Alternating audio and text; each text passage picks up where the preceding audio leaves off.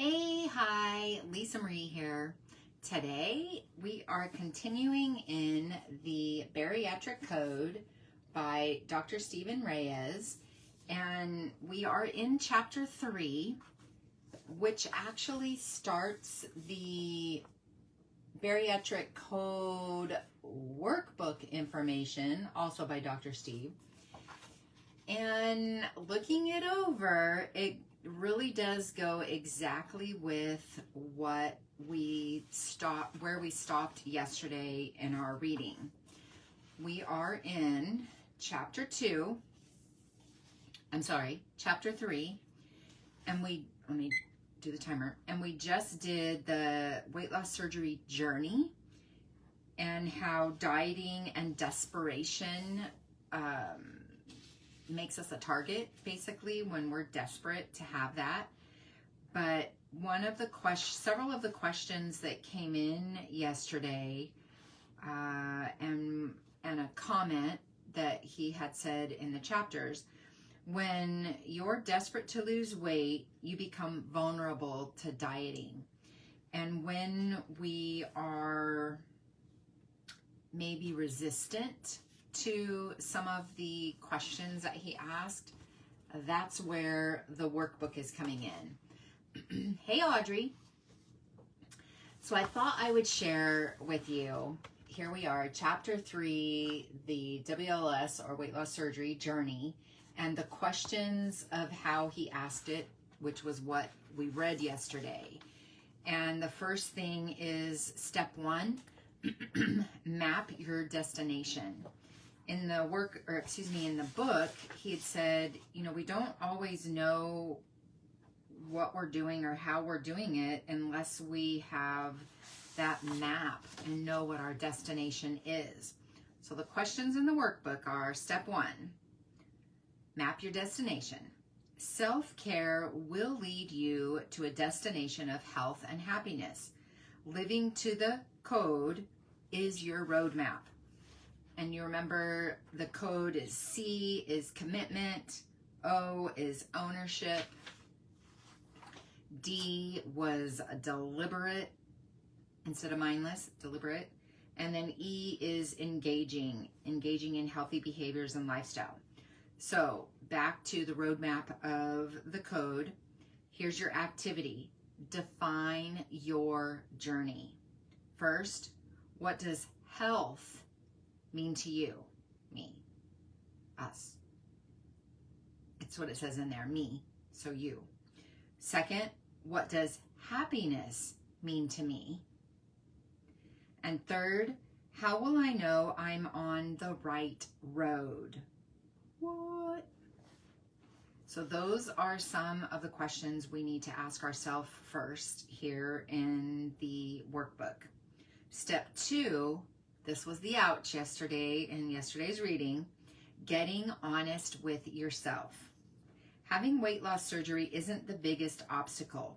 Being resistant to change is the biggest obstacle. And our activity is explore your own resistance. Yikes.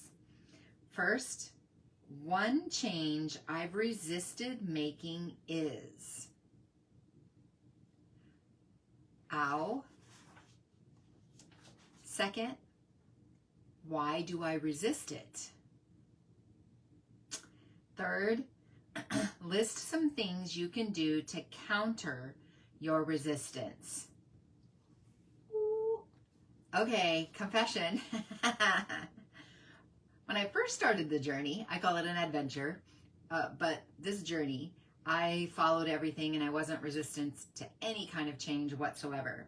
However, after I had significant regain and wanted to lose it, but found I was resisting something, my resistance was eating too fast.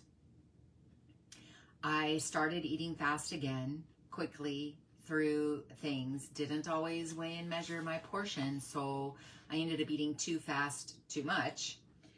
And so one of those being things, explore one change I've I was resisting making was slowing down my eating.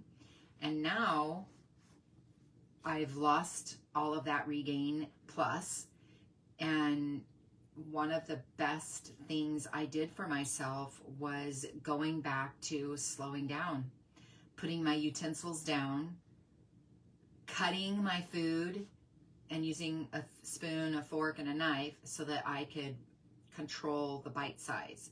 But I resisted that, and my resistance for that was crazy. And why? Why did I do that? I think because I just was in such a hurry for everything. I was in a hurry to, okay, here's the chit chat 5 minutes. I was in a hurry to get back to what I wanted to do, get back to my work, get back to being wherever we were. Stress had part of it. Things were stressful, so I ate fast. But those are excuses. Really, honestly, they're excuses. But those were my why I resisted it. And then list some things you can do to counter your resistance. I just said what I started doing again. I kind of had to come to Jesus moment with myself and realize nobody can do this for me but me. My husband can hurt at my choices. He can be frustrated. He can hold it in and not say anything. He could be the food police and say something. But he couldn't change me. He couldn't change my reactions and my responses or my actions of my choices. Only I could. And in that realization is when I realized what are some of the changes that I needed to do or make, which goes along with this list. I needed to slow down.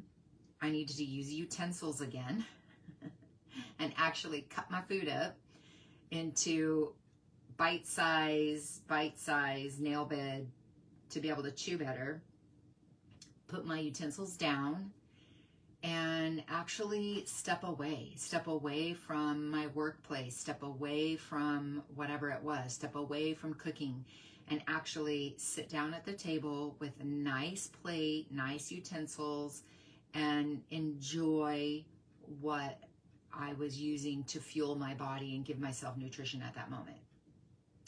Well, I don't know what yours might be. Yours, if you have them, if you're not mapping out your destination of health, what does that look like for you?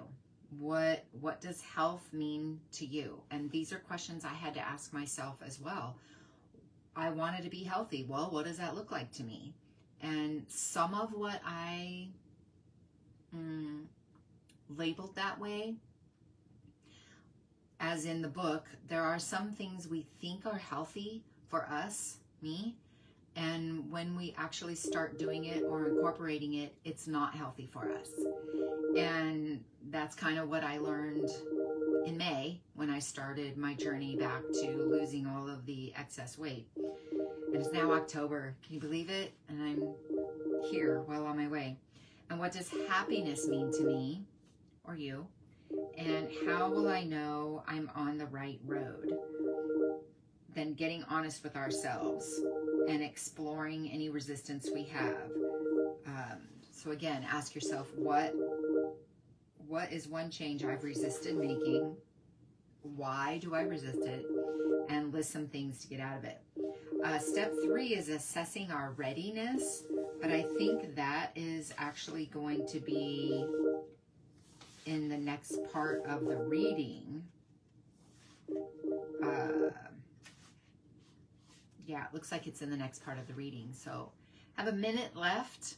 I might do the actual reading today and see how far I get, but I thought it was important to go along with the reading from yesterday to know what the workbook questions are and what we can do to help us in this journey. So there you are. That's today's reading, the workbook, and I will then share that information with you. All right. Have a great rest of your day. Happy Halloween. Have an awesome weekend. And I will see you on Monday. Bye.